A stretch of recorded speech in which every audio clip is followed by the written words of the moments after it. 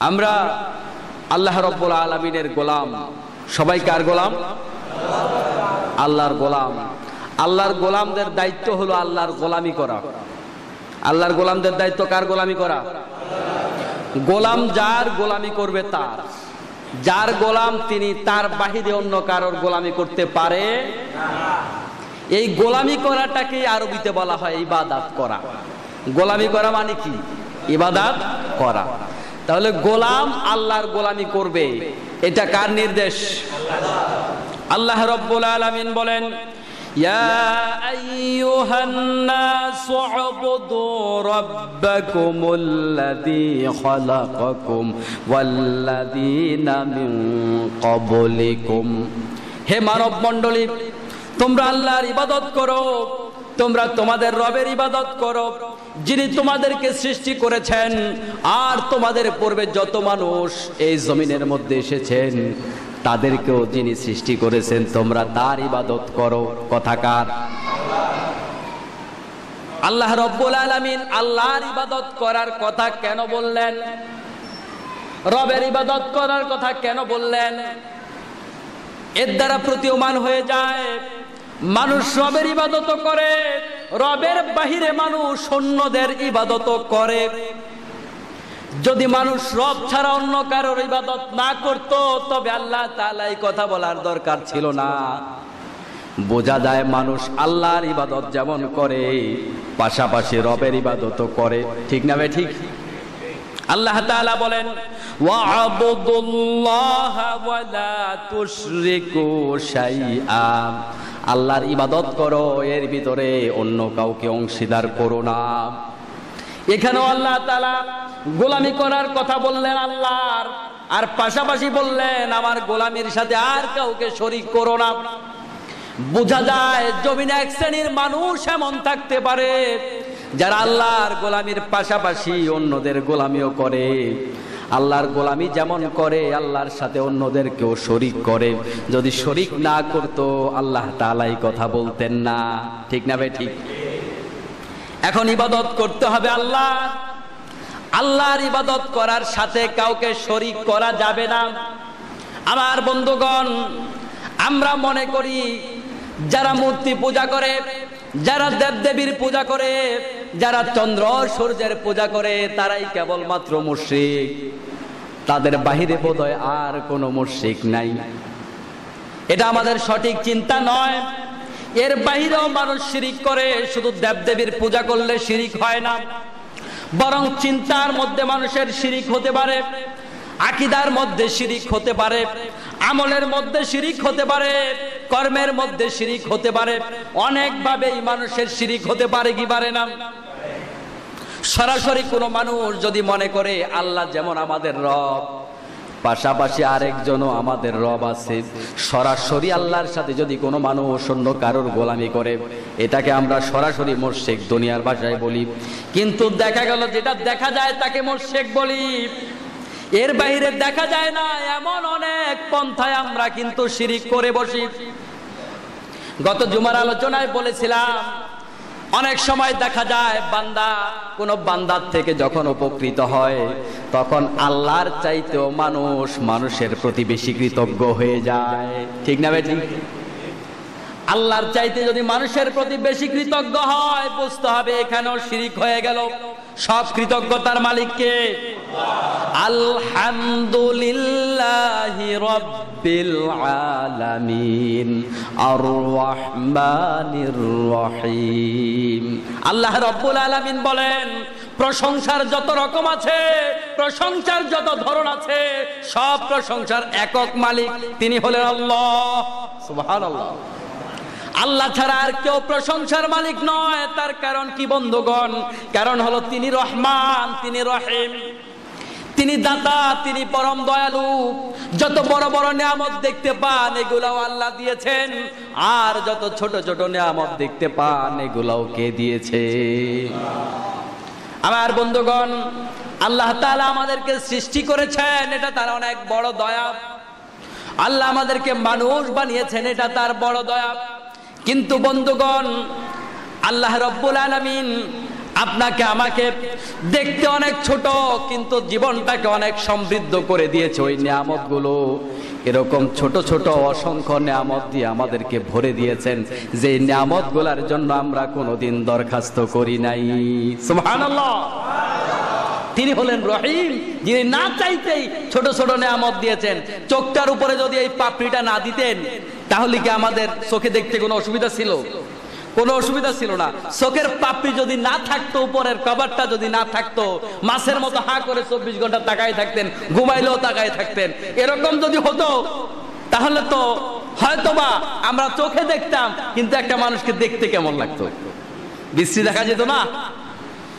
আল্লাহ রাব্বুল আলামিন এটার মাধ্যমে আমার চোখের নিরাপত্তা দিয়া দিলেন, আবার আমার সৌন্দর্য বাড়িয়ে দিলেন। সুবহানাল্লাহ। খালাকাল ইনসানা ফি আহসানি তাকওয়িম। তিনি মানুষকে অত্যন্ত সুন্দর আকৃতিতে তৈরি করেছেন, এর চাইতে চমৎকার করে আল্লাহর কাউকে বানায় নাই। সুবহানাল্লাহ। আমার বন্ধুগণ, এখন দেখা যায় মানুষ খাবার খায়, আল্লাহর প্রশংসা করতে পারে না, বলে যে অনেক মজা হয়েছে, বাবুর্চি কত ভালো, ঠিক না? কিন্তু বন্ধুগণ, লক্ষ্য করবেন, খাবার তখনই ভালো হয় যখন এটার কাঁচামালটা ভালো হয়। কাঁচামাল যদি ভালো না হয়, এই খাবার কখনো ভালো হয় না। তাহলে বোঝা যায় খাবার ভালো হওয়ার জন্য অরিজিনালি যার কৃতজ্ঞতা করা লাগবে তিনি হলেন আল্লাহ। আল্লাহ যদি ভালো উপাদানটা না দিতেন, তাহলে কি বাবুর্চি ভালো করতে পারতো? তাহলে মূল প্রশংসার দাবিদার কে? আমার বন্ধুগণ, মানুষ একটা জিনিস থেকে হাজার রকমের খাবার বানায়। আটা বলেন, ময়দা বলেন, ধান বলেন, চাল বলেন, একটা মূল উপাদানকে কেন্দ্র করে হাজার রকমের খাবার তৈরি হয়। যিনি তৈরি করলেন তার প্রশংসায় পঞ্চমুখ, কিন্তু যিনি মূল উপাদানটা তৈরি করলেন, কখনো তার জন্য প্রশংসা করতে পারলাম না। আলহামদুলিল্লাহ। ঠিক না বে ঠিক? পারি প্রশংসা করতে? তাহলে এখানেও তো আমরা শিরিক করে ফেলছি। যার প্রশংসা করার কথা তার প্রশংসা না করে আরেকজনের প্রশংসা। আমার বন্ধুগণ, এজন্য দেখা যায় কেউ ডাইরেক্ট শিরিক করে, কেউ ইনডাইরেক্ট। একজন মানুষ মূর্তি পূজা করলো, সে ডাইরেক্ট শিরক করলো, মুশরিক হয়ে গেল। কিন্তু আপনি মূর্তি পূজাকে ভালো মনে করলেন, সমর্থন করলেন, তারটা দেখা যায়, আপনারটা দেখা যায় না, আপনিও কিন্তু শিরক করলেন। ঠিক না বেটি? বাংলাদেশে মূর্তি বানানো নিয়ে আমরা অনেক কথা বলেছি। বন্ধুগণ, যদি কেউ মূর্তি বানায় তবে সে আল্লাহর সাথে শিরিক করলো। মূর্তি বানানো নিষেধ, মূর্তির গোলামি করা নিষেধ। কিন্তু বন্ধুগণ, আমরা যারা নীরবে সমর্থন করলাম, আমরাও তো শিরিক করলাম। ঠিক না ভাই? ঠিক। তাহলে কেউ ডাইরেক্ট করে, কেউ ইনডাইরেক্ট করে, কেউ সমর্থন দেয়, কেউ টাকা দেয়, কোনো না কোনো ভাবে অনেক রকমের মানুষ শিরিক করে, কি করে না? আল্লাহ রাব্বুল আলামিন বান্দার সব অপরাধ মাফ করতে পারেন। কিয়ামতের ময়দানে বান্দার শিরকের গুনাহটা আল্লাহ রাব্বুল আলামিন মাফ করবেন না। ইবাদত করতে হবে আল্লাহর, আল্লাহর সাথে কাউকে যোগ করা যাবে না। আমার বন্ধুগণ, আল্লাহর ইবাদত করা লাগবে। আল্লাহর ইবাদত করতে গিয়ে নিয়মটাও আল্লাহরই মানা। লক্ষ্য করবেন বন্ধুগণ, আল্লাহর গোলামি করা যেমন ফরজ, ঠিক তেমনি ভাবে এই গোলামি কিভাবে করতে হবে সেটা দেখিয়েছেন কে? মুহাম্মাদুর রাসূলুল্লাহ সাল্লাল্লাহু আলাইহি ওয়াসাল্লাম। আমাদের রাসূল, আমাদের নবী, তিনি দেখিয়েছেন কোন কায়দায় ইবাদত করা লাগবে, কোন তরিকা ইবাদত করা লাগবে। তরিকা দেখিয়েছেন মুহাম্মাদুর রাসূলুল্লাহ। আইন প্রণয়ন করেছেন আল্লাহ। আল্লাহর আইন মানার জন্য মুহাম্মাদের তরিকা পালন করা লাগবে সাল্লাল্লাহু আলাইহি ওয়াসাল্লাম। যেহেতু রাসূলের তরিকা পালন করা লাগবে, আল্লাহর আইন মানা যেমন ফরজ, রাসূলের তরিকা মানাও তেমন। নামাজ পড়া ফরজ, নামাজ পড়ার জন্য ওযু করা লাগে। সুতরাং নামাজ পড়া যেহেতু ফরজ, ওযু ছাড়া নামাজ হয় না, সেহেতু ওযু করাও ফরজ। কথা কি বুঝতে পেরেছেন? নামাজ পড়া যেমন ফরজ, ওযু করাও তেমন ফরজ, যেহেতু ওযু ছাড়া নামাজ। একটার একটার পরিপূরক। আমার বন্ধুগণ, রাসূলের তরিকার বাইরে গিয়ে যদি কেউ ইবাদত করে, ওই ইবাদত আল্লাহর কাছে গ্রহণীয় নয়, আল্লাহর কাছে ওই ইবাদত বরণীয় নয়। রাসূলের তরিকা 100% ফলো করা লাগবে। বিশ্বনবী সাল্লাল্লাহু আলাইহি ওয়াসাল্লাম নামাজের আগে ওযু করলেন, তারপরে তিনি নামাজ পড়লেন। এখন রাসূলের তরিকার বাইরে গিয়ে কেউ যদি ওযু ছাড়া নামাজ পড়ে, সওয়াব কি হবে? অর্ধেক সওয়াব, অর্ধেক। কোন মানুষ যদি কোরআনুল কারীমের একটা হরফ পড়ে, ফালাহু আশারা আমসালিহা, তার আমলনামায় 10টা নেকি লেখা হয়। ওযু ছাড়া যেই ব্যক্তি নামাজ পড়লেন, তিনি নামাজের মধ্যে সূরা ফাতিহা পড়লেন। সূরা ফাতিহার মধ্যে কতটা হরফ আছে, প্রত্যেকটা হরফের বিনিময়ে তার আমলনামায় সওয়াব লেখা হওয়ার কথা। কিন্তু বন্ধুগণ, ওযু ছাড়া নামাজ পড়লে কি আমলনামায় সওয়াব লেখা হবে?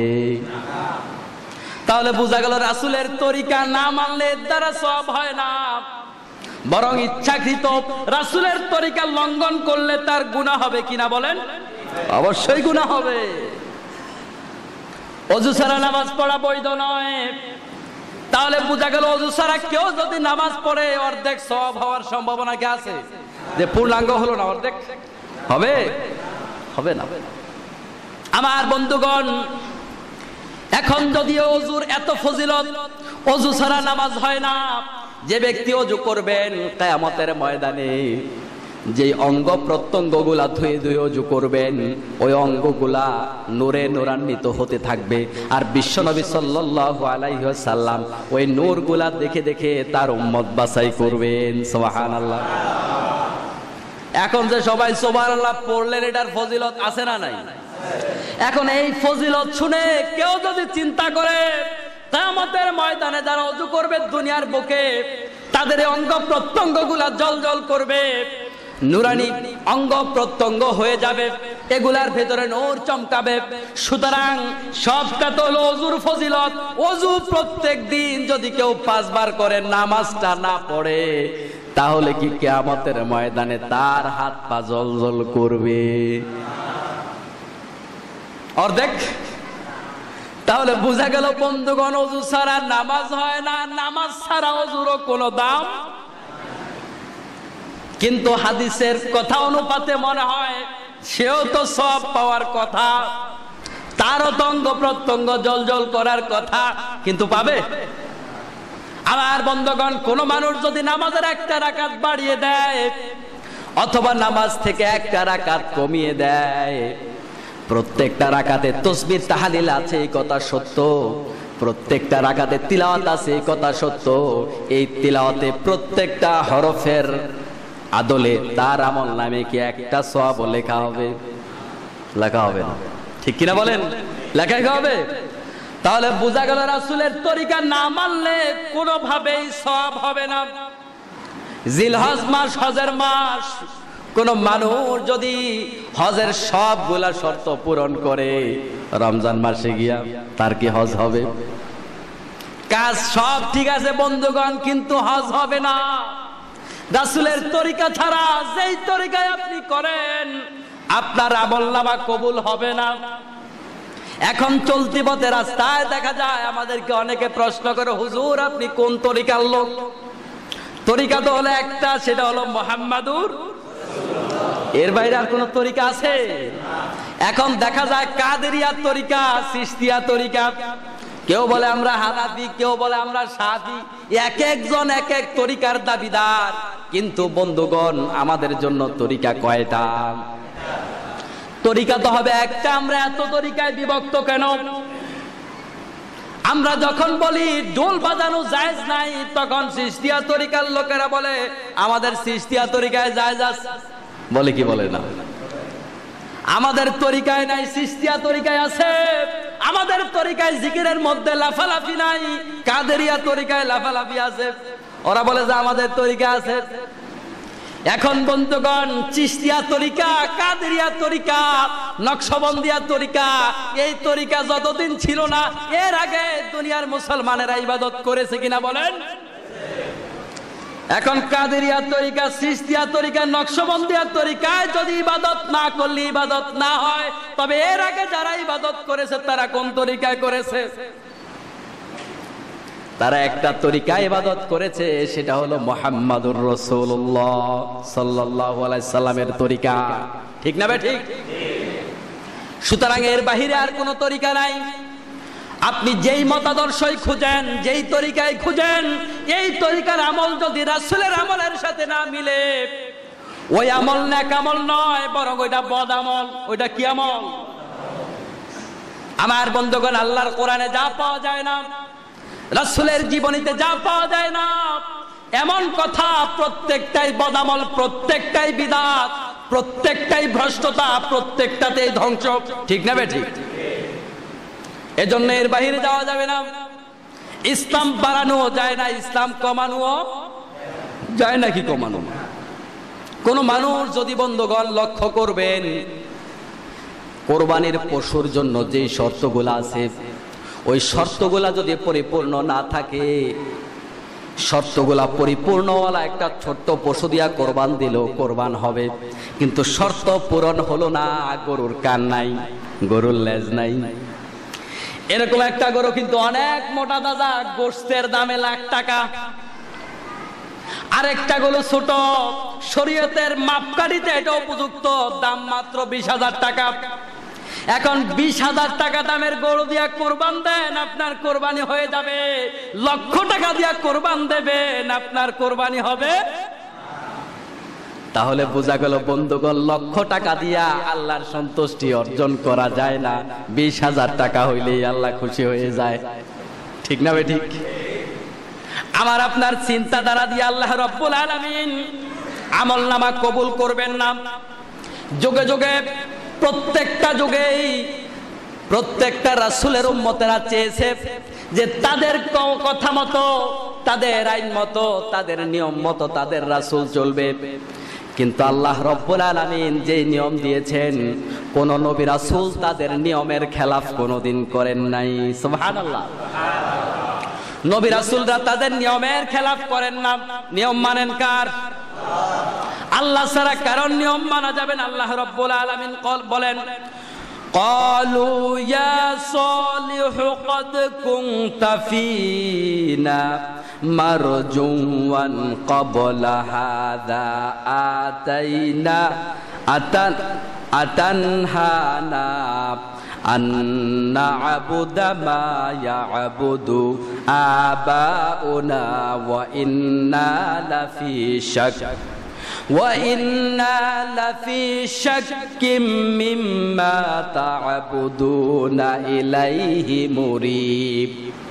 সালেহ আলাইহিস সালামের কাছে, আদ জাতির নিকট, আদ জাতির যেই জাতির লোকেরা ছিল, তারপরে সামুদ জাতি ছিল, মাদিয়ান জাতি ছিল, প্রত্যেকটা জাতি তাদের নবীদেরকে একটা কথা বলল, হে আমাদের নবী, আপনার কাছে তো আমরা আপনি যা করেন তা প্রত্যাশা করি না, বরং আপনার কাছে আমাদের বড় আশা। আমাদের বাবা, আমাদের দাদারা যেই আলোকে ইবাদত করে, আপনিও সেই আলোকে ইবাদত করবেন। কিন্তু আপনি সেই আলোকে ইবাদত করেন না, বরং আপনি যে ইবাদতের কথা আমাদেরকে বলেন, যার ইবাদত করার কথা বলেন, এই ব্যাপারে আমাদের বড় সন্দেহ, এই ব্যাপারে আমাদের মনের মধ্যে অনেক বড় কষ্ট। আমাদের মন কোনোভাবে সায় দেয় না। আপনি যার ইবাদত করতে বলেন, আমরা তার ইবাদত করি, মন সায় দেয় না। কথা বুঝতে পারছেন? যুগে যুগে এই কথাটা প্রচলন ছিল। যখন সহিহ তরিকার কোন আমলের কথা বলা হয়, অনেক মুসলমান বাবার দোহাই দেয়, দাদার দোহাই দেয়, আমার দাদারা এইভাবে আমল করতো, আমার নানারা এইভাবে আমল করতো, বাপ দাদার দোহাই দেয়। তাহলে কি তারা জাহান্নামে যাবে? তাহলে কি তারা ভুল করেছিল? এরকম দোহাই দিয়া বিদাতি আমলটাই করে, রাসূলের সুন্নাতের আমল করে না। আছে না নাই? আপনার বাবা করবে এটা, দাদা করবে এটা, এটার নাম নেক আমল নয়। এই যে আয়াতটা বললাম, সালেহ আলাইহিস সালামের নিকট তার অনুসারীরা বলল, আপনি যেদিকে আমাদেরকে ডাকেন সেদিকে আমাদের মন সায় দেয় না। আপনি যে রবের কথা বলেন, আমাদের খুব বেশি সন্দেহ হয় এই রবের ব্যাপারে, রব আছে না নাই, রব কেমন, রবের বংশ পরিচয় বলেন, রবের বাপের নাম কি, রবের দাদার নাম কি, রব কাকে বিয়ে করেছে, তার ছেলে কয়জন, মেয়ে কয়জন, এই প্রশ্ন ছিল কি ছিল না? রবের ব্যাপারে সন্দেহ হয়, আমাদের মনে সায় দেয় না আপনার রবের ইবাদত করার জন্য, বরং আমাদের মনে সায় দেয়, আমাদের মনে তৃপ্তি লাগে আমাদের বাবা যেভাবে ইবাদত করেছেন, আমাদের দাদা যেভাবে ইবাদত করেছেন, এভাবে ইবাদত করতে আমাদের মনে সায় দেয়। এখন মন যেভাবে সায় দেয়, এটা কি নেকামল না বদামল? নেকামল না বদামল? এখন আমাদের মাঝে অনেক লোককে এমন কথা বলতে শুনি, ভাই এটা ভালো লাগে না। অনেক মসজিদে মোনাজাত আছে, অনেক মসজিদে মোনাজাত নাই, এটা আমাদের মনের আবেগে আমরা করি বন্ধুগণ। এটা ঠিক যে মোনাজাতের ব্যাপারে হাদিস নাই। এখন দেখা গেল বন্ধুগণ, ইমাম সাহেব যদি একদিন মোনাজাত না করে চাকরি নাই, ঠিক না ভাই? ঠিক, এটা ইমাম সাহেবই না, বিষয়টা এরকম না। এখানে কি কাজ করলো? মনের আবেগ। তা আপনার আমার মনের আবেগ দিয়া তো ইসলাম চলে না। সবাই যদি মনের আবেগ দিয়ে এরকম ইসলামকে বাড়ানো শুরু করি আর কমানো শুরু করি, ১৫০০ বছর পার হলো, আর বাকি ১৫০০ বছর পরে ইসলাম কি খুঁজে পাওয়া যাবে? এই জন্য ইসলামের ভিতরে কোনো কিছু ঢুকানো যাবে না, ইসলাম থেকে কোনো কিছু কমানো। আমার বন্ধুগণ, হযরত ওমর ফারুক রাদিয়াল্লাহু তাআলা আনহুর শাসনামলে হযরত ওমর রাদিয়াল্লাহু তাআলা আনহু যখন খুতবা দিচ্ছিলেন, খুতবা দেওয়ার সময় একজন মুসল্লি দাঁড়িয়ে গেলেন, হে আমিরুল মুমিনিন, আমাদের সমাজে দেখা যায় যারা মেয়ের বাবারা আছে তারা এমন ভাবে তাদের মোহরানার টাকা দাবি করে, দিন দিন বাড়তেছে আর বাড়তেছে, মেয়ের বাবাদের জ্বালায় বিয়া করানো এখন আর সম্ভব না। এটা আমাদের সমাজে বাড়তেছে না? মোহরানা কি কঠিন ভাবে বাড়তেছে, তাওফিক নাই 2 লাখ টাকার মোহরানা 5 লাখ টাকা, এরকম কি আছে না ভাই? আছে না? কারণ হলো চিন্তা করে যদি তালাক হয়ে যায়, বিয়ের আগে তালাকের চিন্তা, ইন্নামাল আমালু বিন্নিয়াত, ওদের বিয়া ছুটে যায় তাড়াতাড়ি, ঠিক না ভাই? ঠিক। যেই বিয়ার ভেতরে সাধ্যের মধ্যে খরচ করা যাবে, তবে তুলনামূলক যে বিয়ের মধ্যে খরচ কম, সেটার মধ্যে আল্লাহর রহমত বেশি, বরকত বেশি, সুবহানাল্লাহ। এখন বিলাসিতার ঠেলায় বরকত উঠে গেছে, রহমত উঠে গেছে। বিয়ার আগে বিয়ার তালাকের চিন্তা করে মানুষ করে না যা, না হলে একটা ছেলের তাওফিক আছে 2 লাখ টাকা, 5 লাখ টাকা মেয়ের পক্ষ থেকে চাপিয়ে দেওয়া হয়। বিয়ার সব কিছু ঠিকঠাক, এখন কবুল হবে এই সময় করে দরাদরি, এরকম আছে না? এখন বর পক্ষ চিন্তা করে 6 মাস ধরে কন্যা খুঁজলাম, খুঁজে পাই না, যাই হোক লাখ টাকা আয়োজন করে এত সুন্দর বিয়ের আয়োজন, ম্যানেজমেন্ট, ব্যবস্থাপনা, 1000 মানুষকে দাওয়াত করলাম, এই সব কিছু ভেস্তে যাবে এখন যদি আমি বিয়েতে রাজি না থাকি, ঠিক না ভাই? ঠিক। এখন মেয়ের বাপ বলে 5 লাখ তো 5 লাখই কাবিন, অসুবিধা নাই। মেয়ের বাপ বলে 10 লাখ তো 10 লাখই কাবিন, অসুবিধা নাই। এই যে একটা চাপিয়ে দেয়া, এখানে চাপানোর পেছনে উদ্দেশ্য কি? যদি তালাক দেয়, তালাক যেন দিতে না পারে। আমার বন্ধুগণ, এই দুনিয়াটাকে আমরা যত কৃত্রিম করলাম, ততই আমাদের মধ্য থেকে ভালোবাসা উঠে গেছে, ঠিক না ভাই? ঠিক। তো সাহাবায়ে কেরামের সময় তালাকের এত প্রচলন ছিল না যতটা প্রচলন বাংলাদেশে আছে। তাদের মহারানা কি আমাদের মতো এত বেশি ছিল? আস্থা ছিল, ভালোবাসা ছিল, ভ্রাতৃত্ব ছিল, মমত্ববোধ ছিল, মনুষ্যত্ববোধ ছিল, মানবতা ছিল, সব আমাদের সমাজ থেকে উঠে গেছে আজকে, ঠিক না ভাই? ঠিক। সব টাকা বেসড হয়ে গেছে, এজন্য কথায় কথায় তালাক বাড়ে। আর এই ফাঁকে এক শ্রেণীর লোকদের কাছে যায়, সবাই নয়, এক শ্রেণীর ধান্দাবাজ লোক এমন আছে, ওদের কাছে যায়, সাক্ষ্য 2-1 নিয়ে মিথ্যা, আর ওরা বলে যে যান তালাক হয় নাই, ঘরে যান, বিয়ে শাদী লাগবে না, কিছুই লাগবে না, আগের মতোই ঠিকঠাক আছে। এরকম কি বৈধ হয় না বাংলাদেশে? অ্যাভেলেবল বৈধ হয়। দলিল কি? মাথা ঠিক ছিল না, মেজাজ ভালো ছিল না। কথা বুঝতে পারছেন তো? মেজাজ ভালো করে কি কেউ বউ তালাক দেয়? মেজাজ খারাপ হইলেই তো বউ তালাক দেয়। ঝগড়া করে মাথা গরম ছিল এই জন্য বউ তালাক দিয়েছে, তো মাথা গরম হলেই তো বউ তালাক দেয়। মাথা ঠান্ডায় কি কেউ বউ তালাক দেয়? দেয় না তো। এখন এই সমস্ত দোহাই দিয়া দেখা যায় আবার বৈধ হয়ে যাচ্ছে, জীবনভর জানা চলবে। আমার বন্ধুগণ, কখনো এই জাতীয় ঘটনা অপ্রত্যাশিত, আমরা কামনা করি না। এরপরেও যদি ঘটে যায়, হ্যাঁ, একটা বৃদ্ধ বয়সে একটা মহিলার যদি তালাক হয়ে যায়, তাকে বিয়ে দেওয়া সম্ভব না, তার জীবনটা বিপন্ন, তার জীবনটা মূল্যহীন হয়ে যায়। দুনিয়ার জীবনে তার অনেক বেশি লাঞ্ছনা গঞ্জনা সহ্য করতে হয়, দুনিয়ার জীবনে অনেক বেশি বঞ্চিত হতে হয়। দুনিয়াতে বঞ্চিত হওয়া যতটা কষ্টকর, জাহান্নামে যাওয়া তার চাইতে অনেক বেশি কষ্টকর। ঠিক না ঠিক? এই জন্য সমাজের মোরাল শ্রেণীর লোক যারা আছে, তারা কি করে, সমাজের সুশৃঙ্খলতার সাথে এরকম মিথ্যা বহু জিনিসকে জোড়া দিয়া অবৈধকে বৈধ করে দেয়। আছে না নাই? আপনি মোরাল, আপনাকেও জাহান্নামীদের কাছে দাঁড়ানো লাগবে, আন্দাজি জায়েজ করানো যাবে না।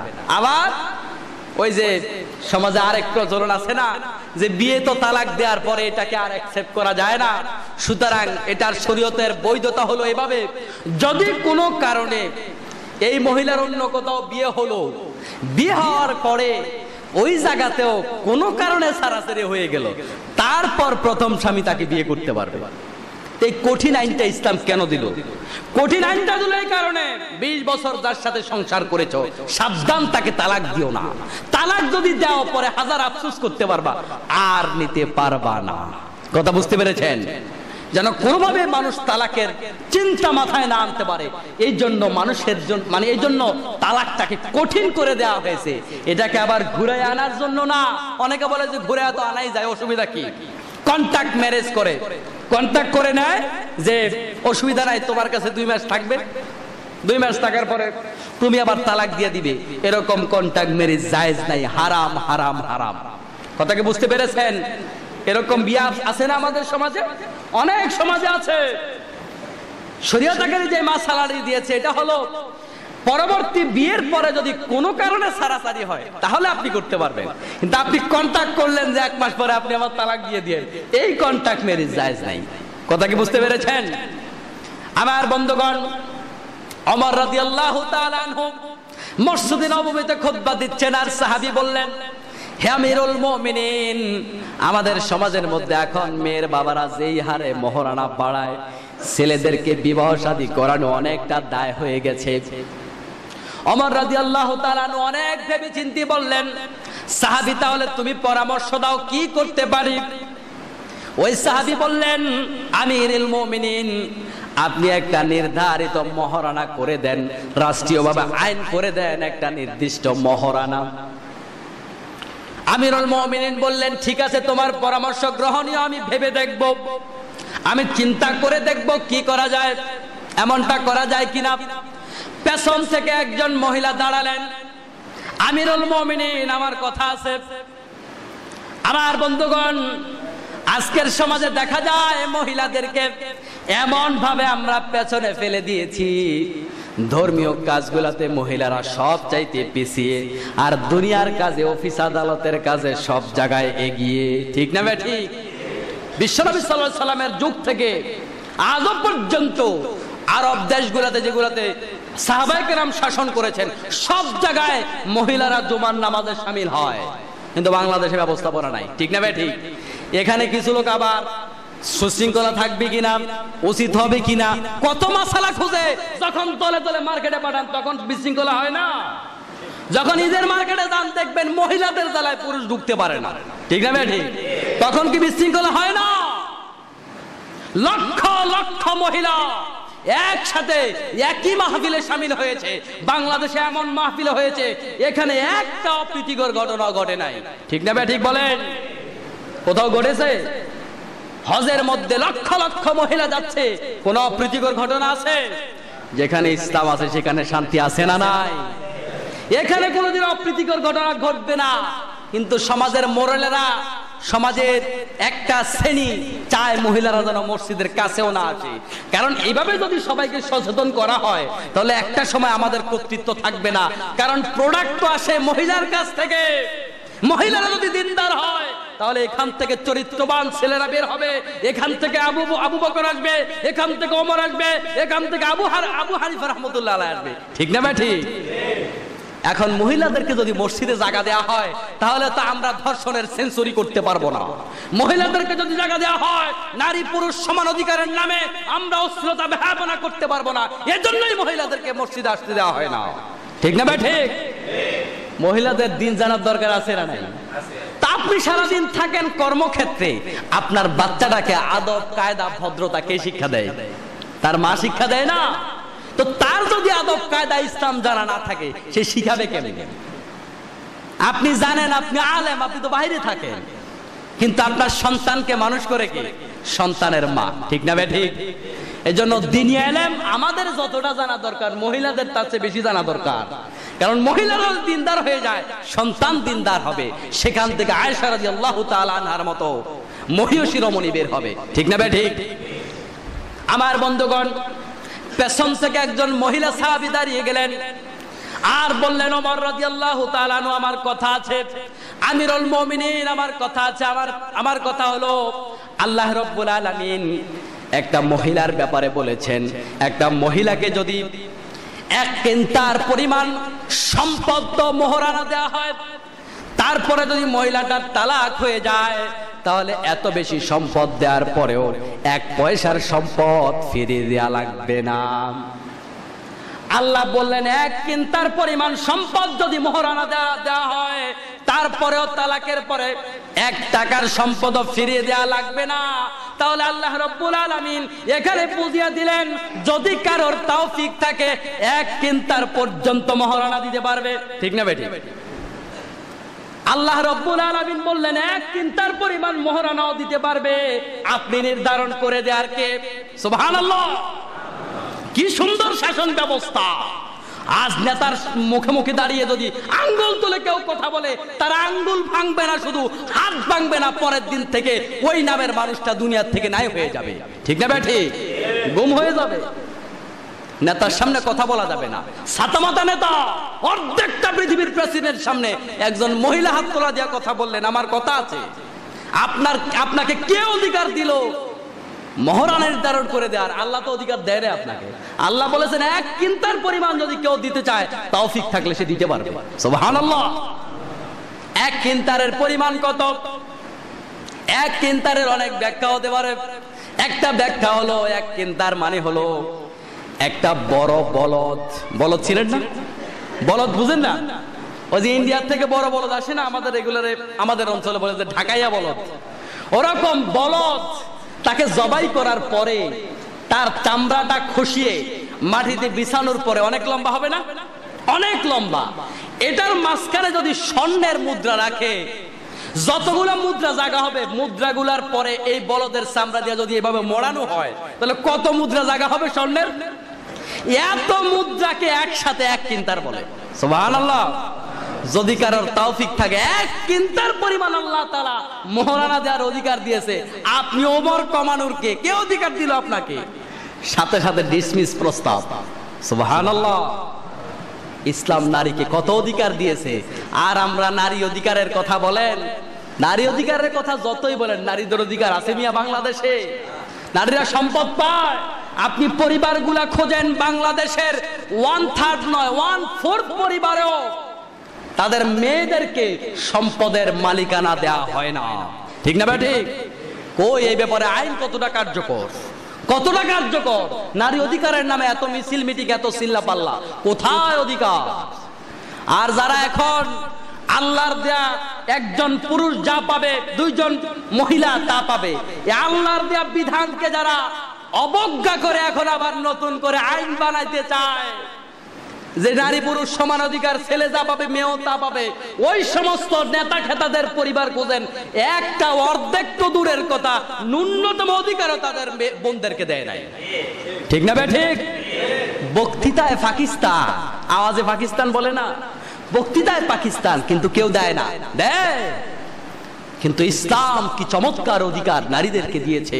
আরো অধিকার সাহাবায়ে কেরাম প্রতিষ্ঠা করেছে। আমাদের সমাজে এখন যিনি আছেন, দেশ যিনি চালান, পুরুষ না মহিলা? এর আগে যিনি ছিলেন, যুগের পর যুগ মহিলাই তো চলছে, এর পরেও তো মহিলার অধিকার নাই। এখন অনেক সিটি কর্পোরেশনের মেয়রও মহিলা, এটা এক সময় ছিল না। অনেক মেম্বার মহিলা, চেয়ারম্যান মহিলা, কাউন্সিলর মহিলা, মহিলার মহিলা, ভিসি মহিলা, প্রভিসি মহিলা, কি যে এক অবস্থা, সব জায়গায় মহিলা। কিন্তু মহিলাদের অধিকার কি আছে? ওমর রাদিয়াল্লাহু তাআলা আনহুর মতো যার নাম শুনলে কাফেররা প্রস্রাব করে দেয়, সাহাবায়ে কেরাম জায়গা স্তব্ধ হয়ে যায়। ওমর আসতেছে মানে সব ঠান্ডা। শুধু তাই না, ওমর রাদিয়াল্লাহু তাআলা আনহু যখন বিশ্বনবীর ঘরে যেতেন, আমাদের উম্মাহাতুল মুমিনিন যারা, তারা পর্যন্ত চুপ হয়ে যেত। সুবহানাল্লাহ। রাসূলের স্ত্রীরা পর্যন্ত ভয়ে চুপ হয়ে যেত, ওমর আসতেছে। কথা বুঝেন নাই? এত ভয় মানুষ পেত। কিন্তু ইনসাফের ক্ষেত্রে, ন্যায়ের ক্ষেত্রে কত জটিল ব্যাপার, একজন মহিলা ওমরকে থামিয়ে দিলেন। আল্লাহু আকবার।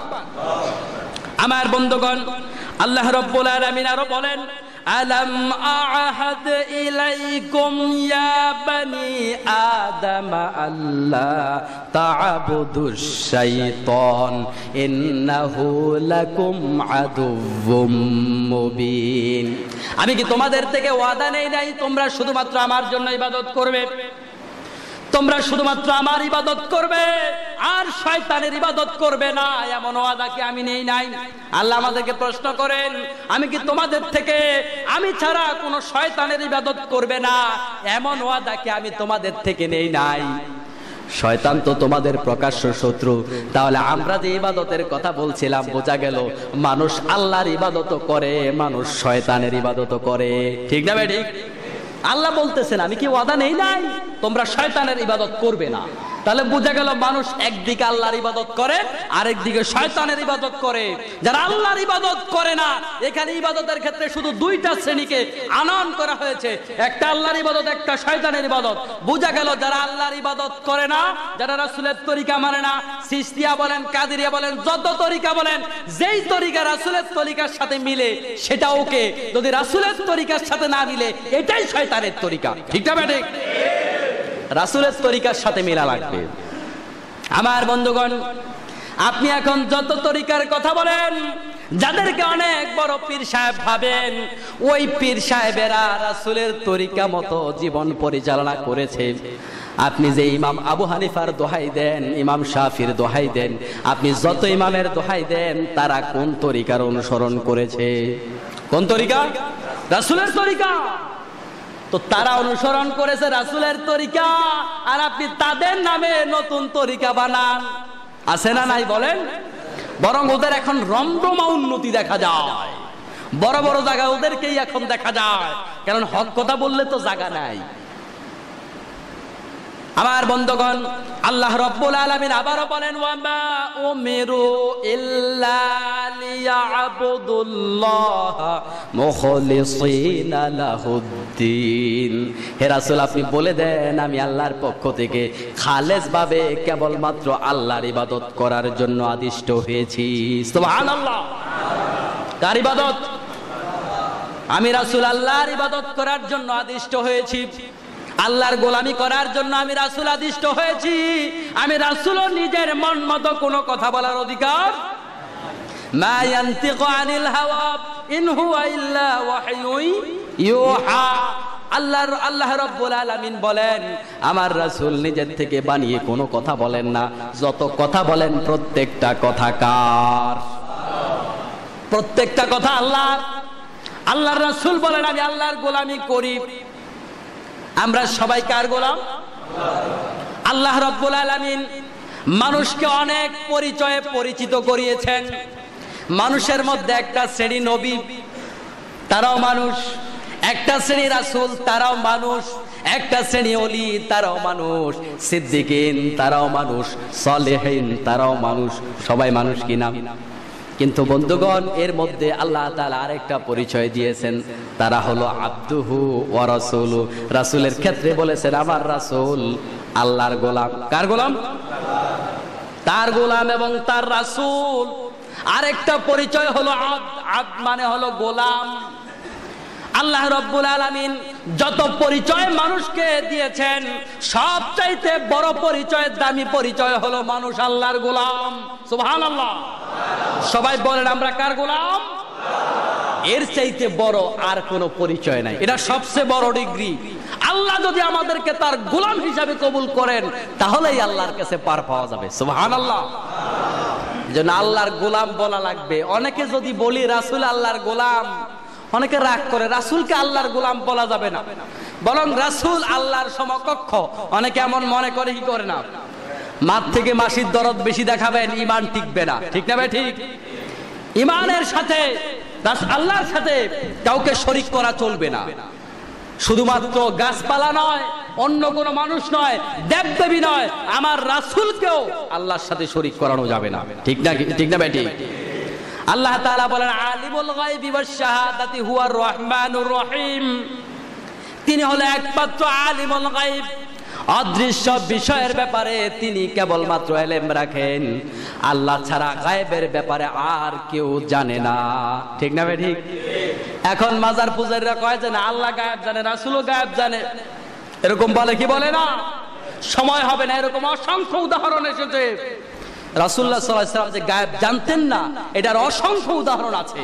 তবে হ্যাঁ, অনেক ব্যাপার রাসূলুল্লাহ সাল্লাল্লাহু আলাইহি ওয়াসাল্লাম যে কথা বলেছেন, ভবিষ্যৎবাণী দিয়েছেন, সেগুলা কিভাবে দিয়েছেন? সেগুলো আল্লাহ রাব্বুল আলামিন তাকে জানিয়েছেন।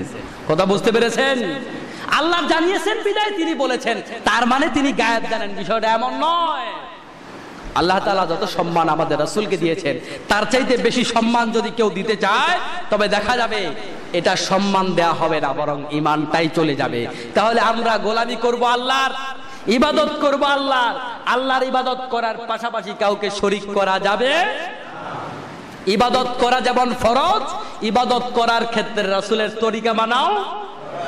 আল্লাহ রাসূলের তরিকা না মেনে ইবাদত করলে এই ইবাদত হবে না, বরং এটা হবে বদামল, এটা হবে বিদআত। আর সবচাইতে বড় নিকৃষ্ট কাজ হলো বিদআত করা। বিদআতীদেরকে আল্লাহ রাব্বুল আলামিন ক্ষমা চাওয়ার সুযোগ পর্যন্ত দেন না, তাওবা করার সুযোগ পর্যন্ত বিদআতীদের হয় না। আল্লাহ রাব্বুল আলামিন আমাদেরকে তার গোলাম হিসেবে কবুল করুন। সবাই বলে আমিন। মরণ পর্যন্ত প্রত্যেকটা কাজে তার গোলামি করার তৌফিক দান করুন। সবাই বলে আমিন। হাদা মা ইনদি ওয়াল ইলমু ইনদাল্লাহি আলাইহি তাওয়াক্কালতু ইলাইহি উনীব। আসসালামু আলাইকুম ওয়া রাহমাতুল্লাহি ওয়া বারাকাতুহু।